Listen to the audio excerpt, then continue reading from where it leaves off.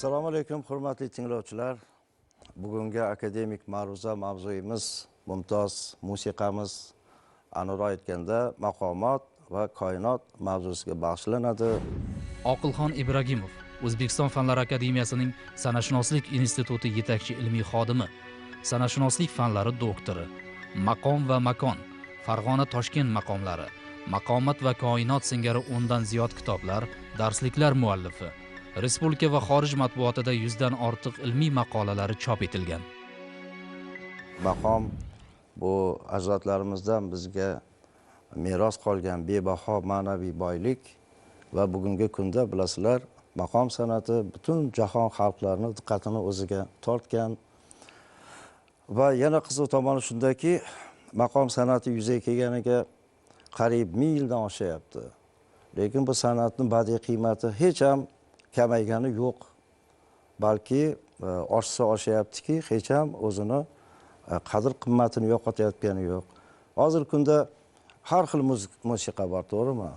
Yengil janrdagi musiqalar bor. Bir kunlik qo'shiqlar bor, bir yillik qo'shiqlar bor.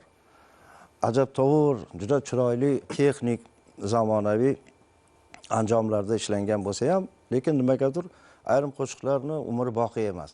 Lekin maqomlarimiz monodik ko'rinish. Monodik deganimiz bir ovozli, bir asosiy kuyda. Lekin shunga qaramasdan uni juda haligi ohang jamoa o'rab chirmab ko'rsatadigan joyi ham yo'q. Bitta tanbur bo'lsa, bitta doira bo'lsa, bitta yaxshi hofizning ovozi bo'lsa, mazza qilib, savotlab xalqimiz eshitadi.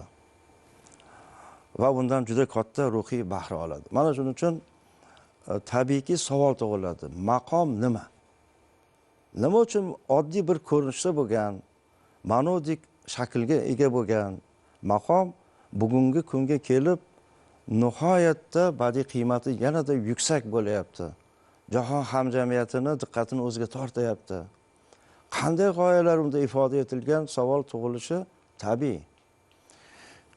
Endi bu savolga qisqacha qilib yoki yetaylik bir ma'lum vaqt ichida darrov javob berib bo'lmaydi. Men buni juda ko'p tekshirganman. Chunki bir qisqa savol ko'rinsa ham, lekin uni mazmuni aslida juda chuqur. Shu jumladan buni tarixiy, nazariy masalalari borki, ularga murojaat qilmasdan men bu savollarga sizlarga qisqa balonda javob bera olmayman. Maqomlarni tarixini gapirishdan oldin men maqom so'zga qisqacha ta'rif beraman. Bu hali bu qisqacha ta'rif berganim bilan bu san'atga mukammal javob berdim deb hisoblamanglar. Bu shunchaki birinchi qadam bo'ladi. Maqom arabcha so'z. Juda serma'no, mazmuni juda ko'p. Filolog olimlar undan bir 30 dan ortiq ma'nosini sanab berishgan. O'rin, joy, martaba, daraja va hokazolar. Endi bizni musiqa kesimidagi ma'nosi qiziqtiradi, to'g'rimi? Musiqada aytaylik, mana torli cholg'u bor, tambur, dutor va boshqa. Shu torli chertma cholg'uni dastasida pardalar bor. Mana bog'langan pardalar bor yoki to'siqlar bor, halqasimon to'siqlar bor. Endi parda fors tojikcha to'siq degani. Mana shu pardani bosib chertsangiz tovush hosil bo'ladi. Mana shu torli chertma cholg'u dastasidagi to'siq, ya'ni parda eng birlamchi ma'noda shu maqom tushunchasini beradi. Keyingi darajadagi ma'nosi. Mana shu pardalarni bilasizlar, 7 ta asosiy tovush bor. Lekin 7 ta tovushni har xil kombinatsiyalarda ishlatish mumkin. Ularni mana shu 7 tovushni eng mukammal darajada, eng mukammal ko'rinishdagi uyushgan holati maqomga to'g'ri keladi. Biz bu masalaga hali yana qaytamiz. Men tasvirda ko'rsataman sizlarga, uni matematik hisob kitoblari ham bor, geometrik chizmalari ham bor. Shuning uchun hozir maqom bu mana shu birinchisi, bu muayyan parda, torli chertma cholg'uni dastasidagi o'sha barmoq bilan bosilib tovush hosil qiladigan tushuncha. Bu hali hech narsa bermaydi. Bu birinchi qadam. Ikkinchi tushuncha mana shu pardalarni mukammal uyushmasi. Mana 7 ta tovush bo'lsa, birinchi tovush qaytib kelgani bilan 8 ga aylanadi, to'g'rimi? Ya'ni bu oktava darajasi deyiladi. Mana shu oktava darajasida eng mukammal uyushgan pardalar tizimi. Bu juda ham muhim narsa. Nima uchun? Musiqada biron bir asar yarataman desangiz, uni quruvchi ashyosi yoki materiali bu musiqa tovushlari. Sizni uy qurmoqchi bo'lsangiz, qurish materiallaringiz kuchli, baquvvat bo'lsa, binoingiz ham baquvvat chiqadi. Shunga o'xshab musiqa asarlarini qurishda uni poydevoridan boshlab butun quruvchi materiallari pishiq bo'lishi kerak. Mana shuning uchun ham musiqada mukammal pardalar uyushmasi juda katta ahamiyat kasb etadi. Uchinchi keyingi tushuncha. Mana shu mukammal pardalar uyushmasi asosida ijod qilingan cholg'u kuy va ashulalar majmuasi. Ko'rdingizmi, mana endi 3-qadamga qo'yapmiz. Oddiydan murakkabga qarab kelyapmiz-da. Mukammal pardalar uyushmasi asosida ijod qilingan cholg'u kuy va ashulalar majmuasi. Mana turkumli asar degan holatga kelyapmiz.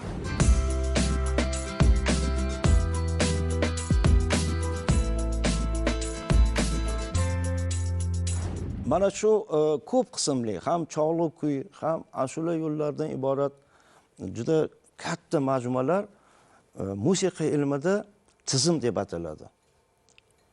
Musiqa tizimi deyiladi. Bular dastlabki kichik nuqtadan to katta qurilishlarigacha, tuzilmalarigacha, turkumlarigacha qadar hammasi o'zaro bog'langan bo'ladi. Yaxlit bir tizimni hosil qiladi. Shuning uchun maqomni butkul yaralgan asar sifatidagi holati musiqiy tizim deyiladi. Musiqiy tizimni tushunish uchun maqom san'atini anglash kerak. Maqom san'atini tushunish uchun musiqiy tizimni anglash kerak. Bu o'zi bir bilan bog'langan narsalar. Bizda odatda bitta noto'g'ri tushunchalar bo'ladi. Mana bizgacha shash maqom yetib kelgan, shash maqomni kim ijod qilgan? Mana Ludwig van Beethoven 9 ta simfoniya ijod qilgan, ha? Yoki aytaylik, mana avstriyalik mashhur kompozitor Wolfgang Amadeus Mozart 41 ta simfoniya ijod qilgan. Shash maqomni kim ijod qilgan? Shash maqomga o'xshagan musiqiy tizimlarni bir ijodkor, ikkita ijodkor, uchta ijodkor ijod qila olmaydi. Buni men hali keyingi yana nimalarimizda qaytaman bu masalaga tushuntirib beraman. Nima uchun? Chunki musiqiy tizim tushunchasi mana shu Misrdagi ehromlarni, boring mana o'zimizda aytaylik, Samarqanddagi Registon maydonidagi chiroyli me'moriy inshootlar majmuasi bor. Shuni bitta odam qurib beratsam ishonasizlarmi? Yo'q. Bu yerda olimlar kerak, to'g'rimi? Quruvchilar kerak, muhandislar kerak, zargar va hokazo, naqqoshlar, amaliy juda ko'p odam ishtirok etadi. Maqom tizimi ham shunga o'xshash o'zining jihatlariga ega. Endi mana maqomlarning tarixiga shu asnoda murojaat qilsak, maqomlarning tarixini odatda mutaxassislar 2 yirik davrga bo'ladi. Mana ba'zan aytishadi, maqomlar eramizdan oldingi juda qadimgi davrdan kelgan ekan. Ha, va ayni paytda yo'q deymiz. Nima uchun? Tom ma'noda maqomlarning tarixi juda haligi aytaylik, odamzod yer yuziga kelgan paytdan boshlangan degan gapda ham jon bor albatta. Lekin bu hali tom ma'nodagi maqom san'ati emas.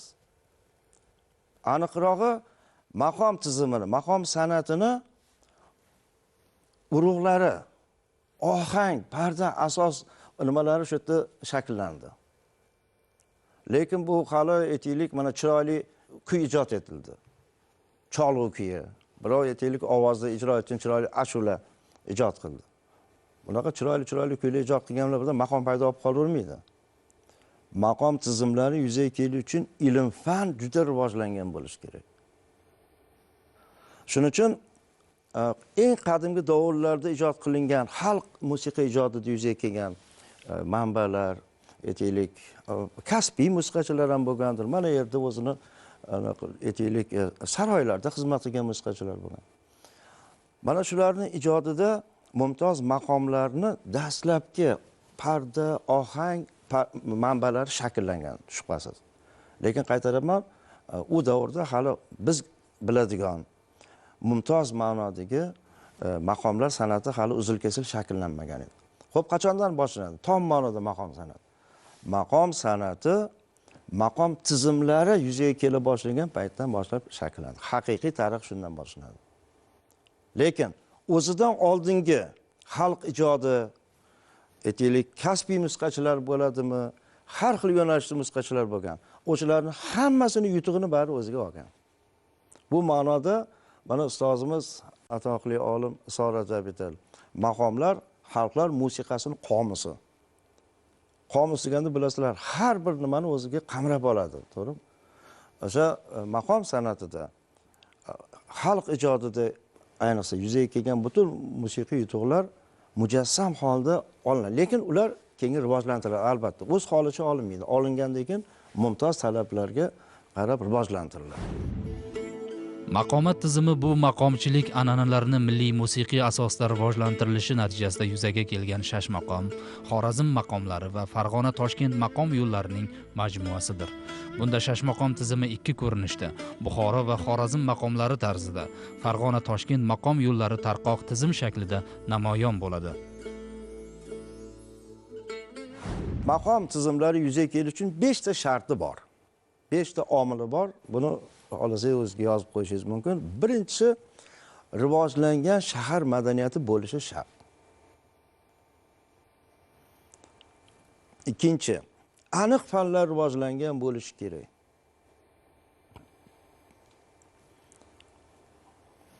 Uchinchi, falsafiy tafakkur shakllangan bo'lib, u badiiy ijodga singigan bo'lishi kerak. Men hozir hamma bandni sharhlab beraman yana.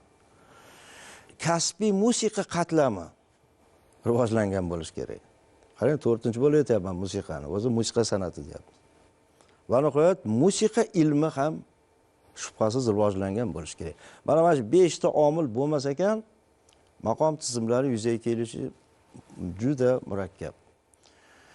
Nima uchun shahar madaniyatini deyapmiz? Birinchidan, mana men rivojlangan shahar madaniyatini urg'u beryapman. Chunki qadimgi dunyoda ham shaharlar bo'lgan. Polites ko'rincha shaharlar bo'lgan, lekin bunaqa shaharlar ham bunga javob bera olmaydi. U ochiq tipdagi shahar bo'lishi kerak.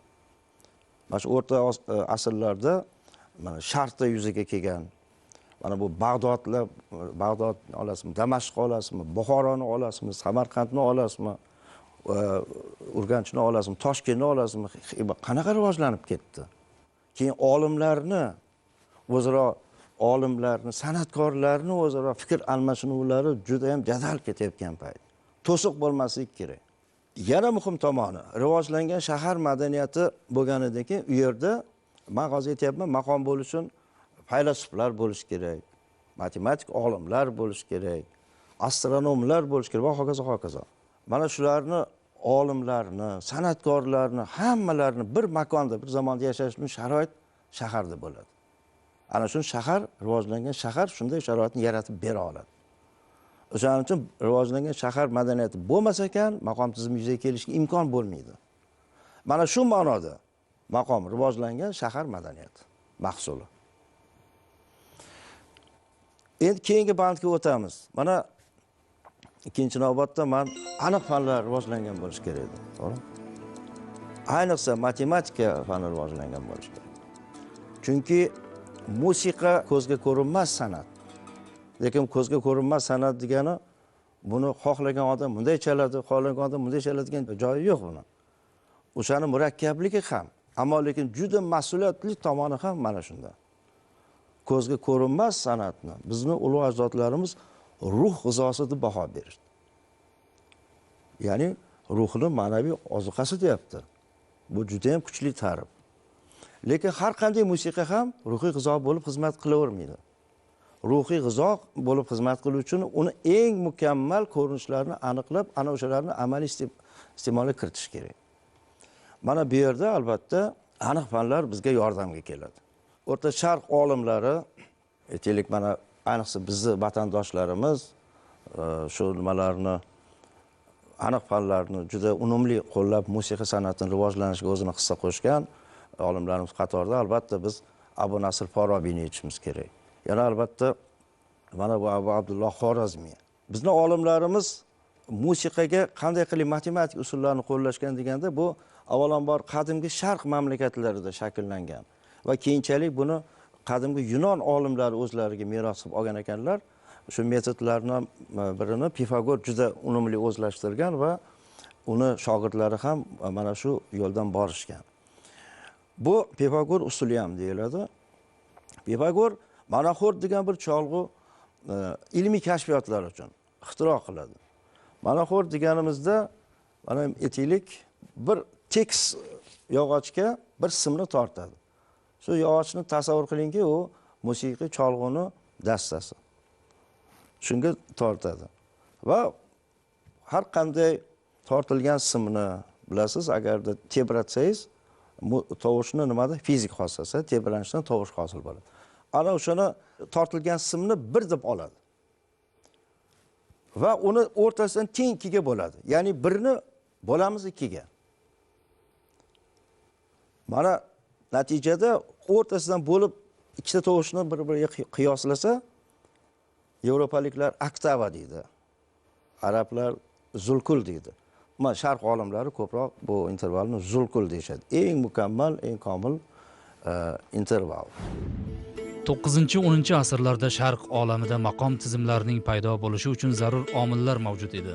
Zero aynan shu davrlarda Abu Abdulloh Xorazmiy, Ahmad Farg'oniy va Abu Rayhon Beruniy singari buyuk allomalarimizning ilmiy faoliyatlari bois aniq fanlar rivojlandi. Abu Nasr Farobiyning musiqashunoslikdagi beqiyos xizmatlari o'laroq sharq musiqa ilmiga asos solindi. Kasbiy musiqa amaliyoti yangi bosqichga ko'tarildi.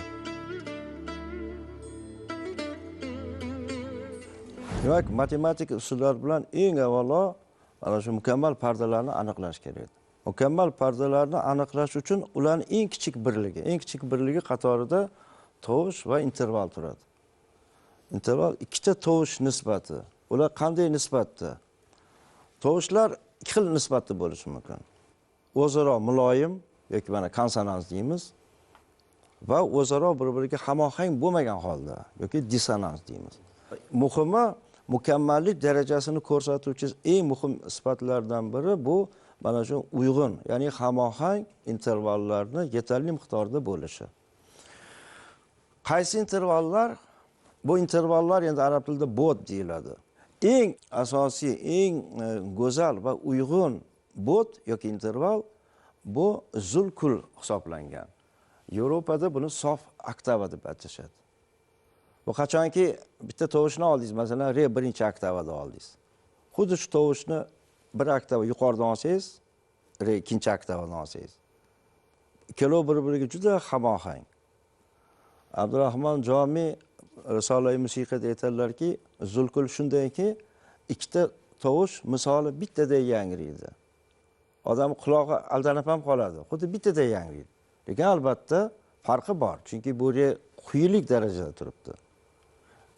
Ikkinchi oktavada yuqori darajada, lekin ikkalovini chalganda shu qadar hamohangki, shuning uchun bular eng chiroyli va eng mukammal, eng komil bod hisoblangan. Shuning uchun ismi ham o'ziga yarasha zulkul. Keyingi o'rinda zulhams turadi. Zulhams deganimiz Yevropa musiqashunoslari soft quinta deyishadi. Ya'ni beshlik pardasini bildiradi. Demak, hali Pifagorning usulini gapirayotgandik. O'sha bir tortilgan simni yo torni teng ikkiga bo'lsak, mana bu birni ikkiga nisbati keladi. Mana shu birni ikkiga nisbati zulkulni beradi deydi. Boshlang'ich raqamlar, sanoq sonida. Endi mana biz zulkulni oldik. Bu eng chiroyli, uyg'un, hamohang interval. Endi bu ikkini olamiz, 3 ga bo'lamiz. Keyingi navbatdagi chiroyli va hamohang bodni olamiz, hosil qilamiz. Bu zulhams yoki sof quinta hosil bo'ldi. Undan keyingi bo'linishga urinamiz. 3 ni 4 ga bo'lgan holatimizda zul arba, ya'ni sof kvarta. O'zi asosan an'ana bo'yicha mana shu 3 ta bod, ya'ni zulkul, zulhams va zul arba eng muloyim va eng ohangdosh, ya'ni konsonans intervallar hisoblangan. Mukammal pardalarni hosil qilish uchun mana shu intervallarni pardalar uyushmada yetarli miqdoriga e'tibor juda katta bo'lishi kerak. Pifagor mana shunday bo'linish natijasida 3 ta mukammal ohangdosh intervalni hosil qilganida juda xursand bo'lgan ekan. Va yana bitta o'zi kashfiyot qilgan, buni tetraksis yoki tetraktida deb atagan to'rtlik nisbati. Mana 1 ni 2 ga sof oktavani berdi, 2 ni 3 ga bo'lib, bu kvartani berdi. Hammasini qo'shgan. 1 ni 2 ga 3, 3 ni 3 ga 6, 6 ni 4 ga 10. Va nihoyatda xursand bo'lgan ekan. Chunki Pifagorning ilmiy ta'limoti bo'yicha 10 bu koinot uyg'unligi bo'lgan. Aniq aytganda koinot uyg'unligini matematik til bilan ifodalanishi ekan. Shuning uchun 10 raqamiga alohida ehtirom, alohida nima bo'lgan. Buni men hozir bekor ketmayapman. Hozir mana shu 10 raqami, uni ifodasi biz maqom deyotgan pardalarning ichida ham mavjud bo'lib chiqadi.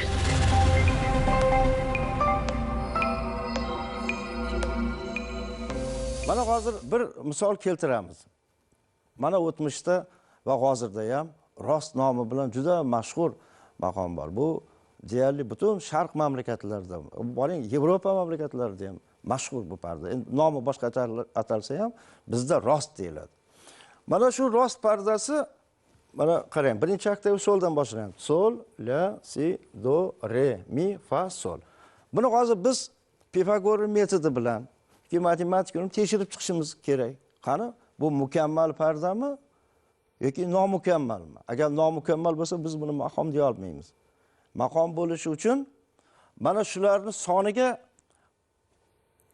konsonans, ya'ni ohangdor intervallar teng kelish kerak. Yo'q, ortib kelsa undan ham yaxshi. Lekin ikkitadan kamayib ketib qolsa, uni sifati kamayadi, mukammallik holati zaiflashib qoladi va musiqa amaliyotda ishlatishga nojoiz bo'lib qoladi. Chunki mukammal pardalar asosida ijro etilgan musiqa inson qalbiga ezgulik bag'ishlaydi. Inson ruhiga ma'naviy oziqa bo'lib xizmat qiladi.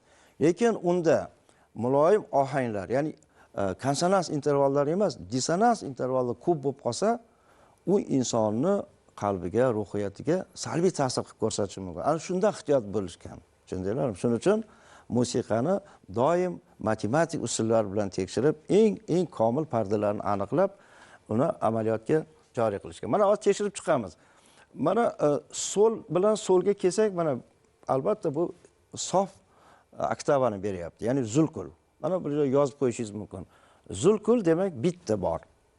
Oktava bitta-da yana. Bu yaxshi, mana 1 deymiz.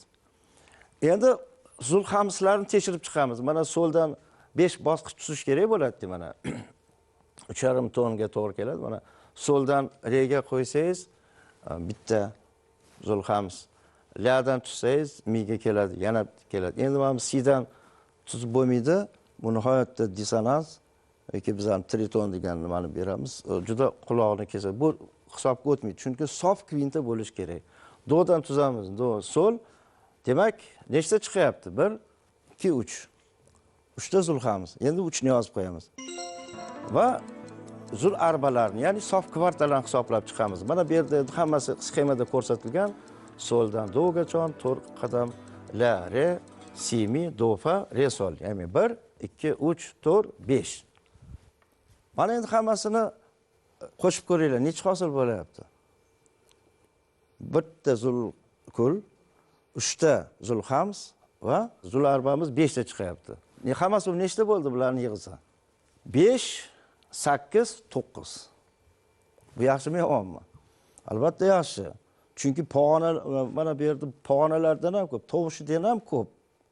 Muloyim intervallar, ya'ni ohangdosh, konsonans bo'tlarning yig'indisi shu oktava miqyosidagi tovush qatorini hamma ko'rsatkichlardan ustun turibdi. Bu eng mukammal pardalardan biri hisoblanadi. Eng mukammallar. Shuning uchun bu Hazrati Navoiyda umuman mumtoz adabiyotda ko'p kuylanib ketgan maqomlardan biri rost maqomi bo'ladi. Shu asnoda biz aytmoqchimizki, mana hozir men 5 ta omil dedim, endi ichida qisqa sharhlab o'tayapmiz. Rivojlangan shahar madaniyati, falsafiy tafakkur. Falsafiy tafakkur bu, bilasizlar, ayniqsa 9-10-asrlarga kelib ishq falsafasi nihoyatda kuchayib ketdi va bu badiiy ijodga kirib ketdi.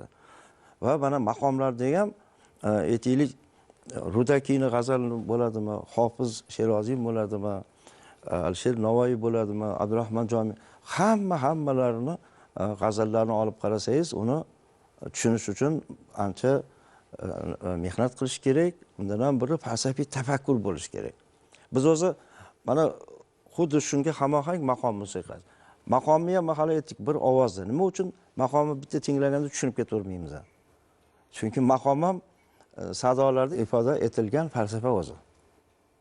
Al-murakkabligi shu yerda. Biz Hazrat Navoiyni asarlarini bitta o'qiganda darrov tushunib olishga qiynalamiz. Garchi bizni ona tilimizda yozdilar, to'g'rimi? Lekin darrov tushunib ketmaymiz. Chunki teran mazmuni bor. Maqomlarda ham xuddi shunday holat bor. Shuning uchun falsafiy tafakkur bo'lmasa ekan, maqomning yuzaga kelishi amr mahol bo'ladi. Shu ma'noda aytdik. Endi mana bizgacha yetib kelgan maqom namunalarini o'zi olib eshitib ko'rib tahlil qilsangiz ham bunga ishonch hosil qilasiz. Har bitta yerda qo'llangan g'azal bo'ladimi, boshqa she'riy namunalar bo'ladi. Albatta hammasida bir g'oya ilgari suriladi, chuqur mazmun yotadi. U o'sha ijodkorni o'zini falsafiy dunyo qarashi bilan, o'zini ta'limoti bilan yo'g'rilgan bo'ladi. Maqomlar xalqimizning bebaho xazinasi. Uning yaratilishi va taraqqiyoti ajdodlarimizning beqiyos badiiy tafakkuri bilan bog'liq. Mamlakatimizda maqomning asosan 3 yo'nalishi mavjud bo'lib, ular Shashmaqom, Xorazm maqomlari va Farg'ona-Toshkent yo'lidir. Ularda inson ruhini koinot sari yuksaltirish g'oyasi mujassam. Buning uchun esa ilmiy asosda tartib berilgan qonun-qoidalarga rioya qilish lozim bo'ladi. Mutaxassislarning fikriga ko'ra, mana shu 8-asrning ikkinchi yarmi, aniqrog'i 9-10 endi bir afsuski aniq nima bilan aytib berishimiz juda qiyin. Mutaxassislarning taxmini lekin shunday. Mana shu 9-10-asrlarda maqom tizimlaridan 7 maqom bo'lgan. Lekin afsuski buni tasdiqlaydigan bir ilmiy asar bizga noma'lum bo'lganligi yoki u paytlarda hozirgi qo'llanadigan unaqa notu yozuv tizimlari bo'lmaganligi uchun buni aniq tasdiqlashimiz qiyin. Lekin ko'p manbalarda, shu jumladan mana 16-asrning ikkinchi yarmi, 17-asrning birinchi chorasida yashab, Buxoroda yashab faoliyat ko'rsatgan Buxoro saroyining kasbiy musiqachisi, olimi Darvish Ali Changi ham o'sha risola-i musiqiyda shuni takrorlab ketadilarki, maqom tizimlari haqida gapiryapmiz. Dastlab 7 maqom bo'lgan. Demak, dastlab ilmi fan rivojlangan, shahar madaniyati rivojlangan, falsafiy tafakkur badiiy ijodga singgan davrlarda va albatta kasbiy musiqa rivojlangan paytida ilk shakllangan maqom tizimi bu 7 maqom deb aytiladi. Biz ko'p izlanishlar qilgandik bu borada, biz ustozlarimiz ham shubha qilishmagan 7 maqom bo'lgan, lekin buni topish ancha qiyin bo'lardi. Lekin biz baxtli xalqmiz. Bizni Hazrati Navoiydek ulug' bobomiz borlar. Menga bir donishmand odam aytdilarki, Hazrat Navoiydan nima qidirsangiz topasiz dedilar. Men bunga o'zim ham ishonch hosil qildim. Ishonch hosil qildimki, chunki Hazrati Navoiy so'z mulkining sultoni. Lekin men qo'shib qo'ygan bo'lardimki, maqom mulkining ham sultoni. Hazrat Navoiy deb taxallus olganlarni men yana boshqatdan o'rganib chiqdim. Qayerdagi Navoiy deb taxallus qo'yibdilar, o'sha yerda albatta botiniy musiqa bor ekan. Faqat uni qalbimiz bilan idroklab tushunib olishimiz kerak ekan. Musiqa amaliyotini ham, musiqa ilmini ham nihoyatda mukammal bilgan ekanlar. O'shaning uchun bularning she'riyatlari, umuman qanday doston yozalar hammasida agarda buni teran tushunib o'qisangiz, qalbingiz bilan tushunishga harakat qilsangiz, o'zini albatta ohangi bor. O'zini navosi bor. Navo degani endi muhabbat kuyi bo'lsa, mana shu doim o'quvchini o'ziga maftun qilib tortib turadi. Shu asnoda men Hazrat Navoiyni g'azallari va dostonlarini qayta-qayta o'qishga kirishgan edim va kunlardan bir kun Sanbay Sayyorda uni o'qib juda o'zimga qaytadan yangi kashfiyot hosil qilgan bo'ldim. Gap shundaki, bir nechta joylarida o'sha maqomlarni peronlariga ishoralar bor birinchidan. Mana shu dostonga ishlangan miniatyuralar. Miniatyurada agarda siz diqqat bilan o'qigan bo'lsangiz, mana Bahrom Diloromni yo'qotgach, nihoyatda og'ir kasal bilan dardlanib qoladi va uni tabiblar nima maslahat berishadi? Donishmand tabiblar ularni 7 ta qasr qurib, 7 xil rangda, qora rangda boshlanadi birinchi qasr va oxirgi qasr oq rangda bo'lishi kerak. Har tunda kirib shu yerda 7 iqlimdan kelgan sayyorlarni bir hikoyasini eshitish kerak edi, misol uchun. Mana shunda birinchi qasrga kirganda bu qora qasr. Adabiy manbaga e'tibor bersanglar, u yerda hamma shu aytaylik devor deysizmi, kiyimlar deysizmi, ichayotgan ichimliklar hammasi qora rangda bo'lishi kerak edi, liboslar ham. Lekin miniatyuraga e'tibor bersangiz, bunda u narsani ko'rmaysiz. Go'yo adabiy manbadan chetga chiqayotganga o'xshaydi. Mana bu yerda 7 xil rangni o'zaro uyg'un bo'lishini ko'rasiz. To'g'rimi? Keyin yana bitta narsaga e'tibor beringlar. U yerda birinchi iqlimdan kelgan endi Nizomiy Ganjaviyda Malika deydi. Malika hikoya aytib beradi. Bu yerda ko'ryapsizlar, eng oldingi sahna deylik, dahlizda musiqachilar o'tiribdi. Musiqachilar ansambli. Va bu yerda musiqa ijro etiladi. Yana qanaqa musiqa ijro etiladi? Ko'ryapsizlar, doira bor. Doira bor joyda bu usul deyiladi. Bu maqomga ishora bo'ladi. Ya'ni mumtoz musiqa ijro etilayotganiga ishora bo'ladi.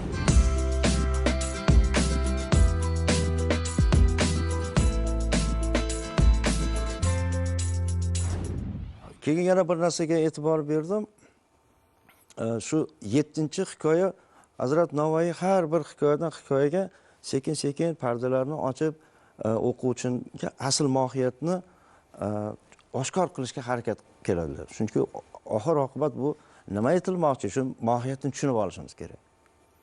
Mana oxir oqibat shunga keladiki, 7-iqlimdan kelgan sayyor, u 7-iqlim kelgan Xorazmdan bo'ladi, to'g'ri? Kim bo'lib chiqadi u? 7-iqlimdan kelgan sayyor maqomdan ustoz bo'lib chiqadi. Ilmu adboru fanni tahqiqiy deb aytgan. Adbor degani doiralar. Doira maqomni ilmiy nazariy tushunchasi. Ana shunga aytayapti. Haqiqatda u juda zo'r maqomdan ustoz bo'ladi. Biz shuni yana bir tarixiy kesimda o'rganishga harakat qildikda, Nizomiy Ganjaviy nihoyatda qadimgi Yunon yoki antik madaniyatni yaxshi bilgan va yaxshi ko'rgan, o'sha Pifagorlarni, Aristotellarning merosini juda yaxshi o'rgangan va qadimgi Sharq mamlakatlarida bo'lgan o'sha Hindiston, Bobil, Misrlarda ham o'sha musiqa koinot bilan bog'liqligi haqidagi ta'limotlar qadimdan bo'lgan. Buni endi qadimgi Yunon olimlari ham olishgan. Jumladan Pifagorni shu qadimgi Sharq olimlarining fikrini davom ettirib, u ham aytadiki, musiqa koinotdan kelgan. Qanday qilib kelgan, qanday hosil bo'ladi so'raganda, shu koinotning markazida yer turadi va yerning atrofida Saturn, Oy, Quyosh, Merkuriy va hokazo 7 ta planeta turli tezlikda aylanadi va ular o'zlarining massasi va tezligiga yarasha tovush, 7 xil tovush chiqaradi. Mana shu tovush yerdagilarga eshitilib turgan. Biz eshitmayapmiz, endi sizlar o'rganib ketdinglar. Dastlabki odamlar eshituv nimalari kuchli bo'lgan. Ya'ni botiniy tinglov to'g'risida ketyapti. Buni falaklar uyg'unligi deyiladi bu ta'limotni. Ana buni keyin Hazrat Navoiy rivojlantirib, bizga yanada tushunarli bo'lishi uchun o'zlarining shogirdlari, men buni qaytaraman, Kamoliddin Behzod buyuk musavvir, lekin birinchi navbatda Hazrat Navoiy shogirdlari bo'ladilar ular. O'sha g'oyalarni ular olib bizga ko'makdosh bir manba qilib buni ishlab, keyin bu an'anani shogirdlari Kamoliddin Behzodning shogird musavvirlar davom ettirishgan ekan. Maqomlarning botin ma'nosida insonning koinot bilan uzviy bog'liqligi haqidagi falsafiy g'oya ilgari surilgan bo'lib, uning mazmunini tasavvuf ta'limotiga oid quyidagi misralar bilan shunday ifodalash mumkin. Katta olam kichik olam orqali anglashiladi. Zero inson katta olamning muxtasar nusxasidir. Bu g'oyani musiqada amaliy ifodalashda koinot uyg'unligining badiiy aksi hisoblangan mukammal maqom parda uyushmalari alohida ahamiyatga ega. Shu bois ham shashmaqom deganda avvalo tovush pardalarining 6 xil mukammal uyushmasi hamda shu asosda ijod etilgan ko'p qismli cholg'u va aytim turkumlarining yaxlit majmuasi tushuniladi. Mana shu Sabay Sayyol dostoni asosida bir nechta jadvallar ishlab chiqdik. Nimagaki shu jadvalga qiyoslab, shularni zamirda yashiringan musiqani topib olish uchun. Birinchi qadamimiz mana bu bo'ldi. Mana shu 7 ta hikoya, e'tibor beringlar, har kuni har xil vaqtda ijro etiladi. Bu bizga bitta ishora bo'ldi maqom. Chunki biz maqomlarga bag'ishlangan risolalarni mana mutaxassislar yaxshi bilishadi. Haftani kunlari va belgilangan muddatlarda o'zi vaqt hukmlari ishlab chiqilgan astronomlar tomonidan o'sha vaqtlardagina ijro etish mumkin bo'ladi. Mana xullas birinchi hikoya ko'ryapsizlar, shanba kuni tong otmasdan, quyosh chiqmasdan turib oldi. Quyosh chiqmagan bo'lishi kerak. Tong arafasi va tongda ham bo'lishi mumkin. Sharti shu. Muhimi biz birinchi jadval orqali mana hikoyatni aytib turibmiz hozir. Hali biz buni maqom ekanini isbotlaganimiz yo'q sizlarga. Lekin mana Shoh Bahrom shanba kuni qora saroyga kirib, Saturn planetasi bilan Yer juda bir-biriga o'zaro yaqinlashgan yoki aytaylik o'zaro xuddi ikkita tovush intervali bir-bilan aloqada o'rnatgandagi uyg'unlik hosil qilgan payt bo'lar ekan, mana shuni homiyligida deylik, Kayvon sayyora homiyligida hikoya ijro etilgan, tinglangani. Ikkinchi mana ko'rib turibsiz tablitsa, yakshanba kuni, demak sariq tusdagi bu qasr bo'lgan va mana bu yerda quyosh chiqqan payti bo'lishi kerak.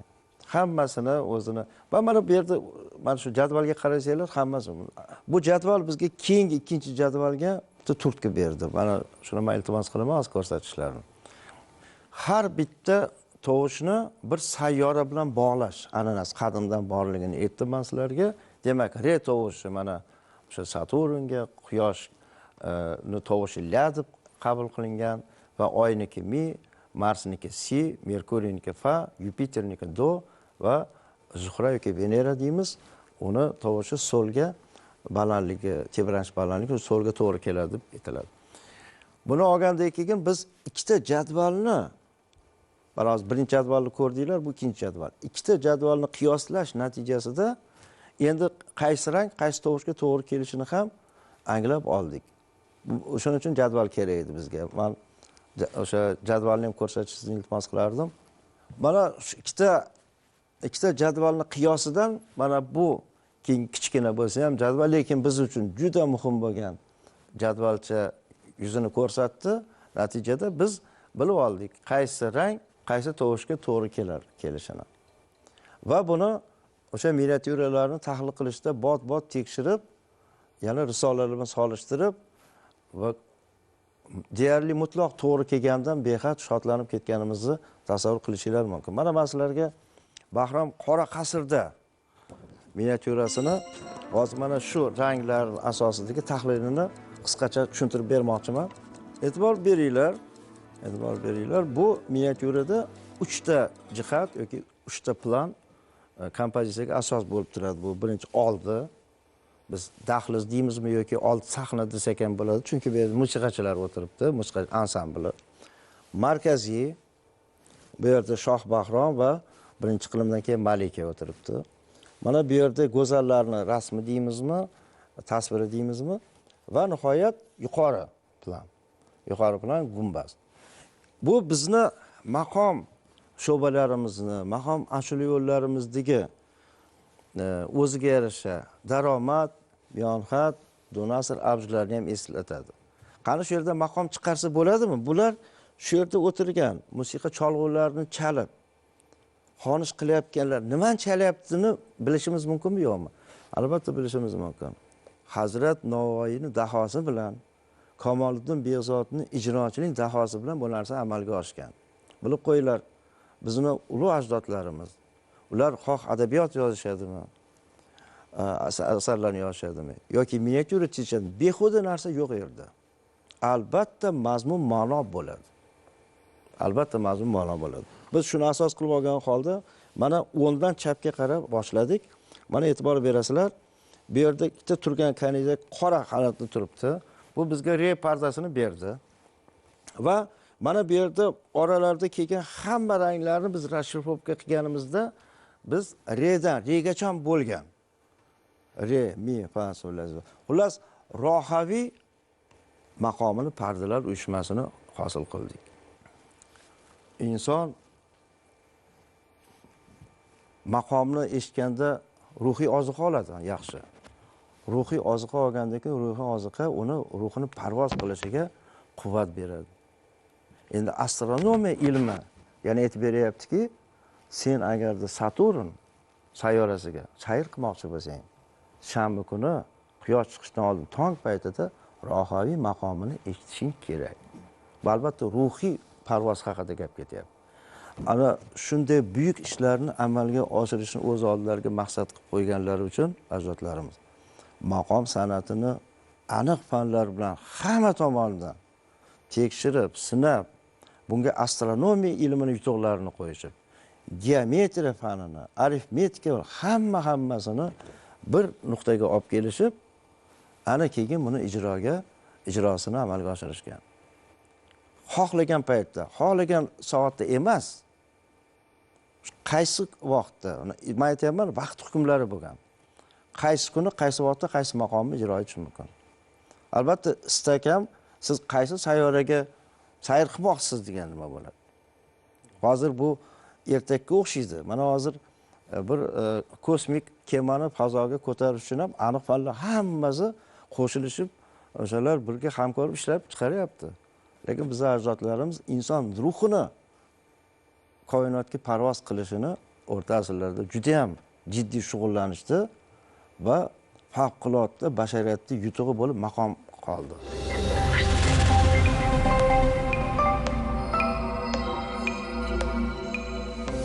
Ana hurmatli tinglovchilar, shunday qilib biz mumtoz maqomlar tarixiga bir muxtasar bo'lsa ham nazar tashladik. Agarda savolingiz tug'ilgan bo'lsa, bemalol murojaat qilishingiz mumkin. Hozirda maqomlarni yoshlarga tinglattirish, yoshlarga eshittirishga jalb qilish qanchalik muhim deb hisoblaysiz? Ustoz, shunga bir to'xtalib o'tsangiz. Men aytgan bo'lardimki, shash maqomni hozir endi hammamiz bilishimizga juda katta imkoniyatlar ochildi. Chunki bilasizlar, mana 2003-yili nufuzli UNESCO xalqaro tashkiloti shash maqomni insonlar nomoddiy merosning durdonasi deb e'lon qildi. Bu durdona deb e'lon qildi va uni imkon qadar saqlab rivojlantirishga qaratilgan maxsus dastur qabul qildi. Endi shash maqomimiz butun jahon bo'ylab hozir keng eshiklarni ochyapti. Keyin katta sahnalarga chiqyapti. Shash maqom bu nafaqat bizning xalqimizni, u inson ruhini koinotga qadar yuksaltirish favqulodda hodisasi bilan bashar aqlining yutug'i hisoblanadi. Bunaqa hodisa musiqa tarixida uchramaydi. Koinotga chiqishda Yevropada ham ko'p urinishlar bo'lgan. Yogan Sebastian Bachdan ham bor. Lekin qariyb 1000 yil oldin ilmiy asosda bizliklar hal qilib bo'lgan edi bu masalani. Ko'ryapsizlarmi? Shunda shash maqomdagi bu favqulodda buyuk san'at, bu butun insoniyat faxrlansa arziydigan san'at. Hali shunday kunlar keladi, ko'rasizlar. Butun dunyo xalqlari shash maqomdan mana shu bahra olishni o'rganib olishadi. Endi biz o'zimiz yoki biz yoshlarimiz bundan chetda turishi mumkin emas. Bu qomusiy boylik, bu kon, bu bitmas tuganmas ijod manbai. Musiqa san'ati bilan shug'ullanayotgan odam bunga e'tibor berarkan, bunga tayanarkan, qaysi yo'nalishda bo'lmasa, albatta yutuqqa erishadi. Shuning uchun biz o'ylaymanki, hozirgi kunda ayniqsa yoshlarimiz bundan chetda turishi mumkin emas. Prezidentimizning farmonlari bilan musiqa maktabi, musiqa san'ati yo'nalishidagi nimalar 2014-yilgacha qabul qilingan maxsus dastur bor. Endi biz yaqin o'tmishda masalan umumta'lim maktablarida qanaqa musiqa o'tilardi? Milliy musiqa deyarli yo'q edi. Hozir maqom umumta'lim maktablar dasturidan ham o'rin olgan. endi maxsus litsey, kollejlarni aytib o'tdi. Yerda o'zbek musiqasi ham bor, maqom an'anaviy musiqa ham bor. Mana oliy ta'lim muassasalarida, mana O'zbekiston davlat konservatoriyasi bo'ladimi yoki davlat san'at va madaniyat instituti, bu yerda maqom asoslari, bir necha fanlar kiritilgan. Ya'ni biz maqom san'atini har tomonlama o'rganishimiz uchun hamma imkoniyatlar hozir yaratilgan. Hurmatli tinglovchilar, shunday qilib bugungi akademik ma'ruzadagi mavzuimizni hozircha yakunlaymiz. E'tiboringlar uchun rahmat.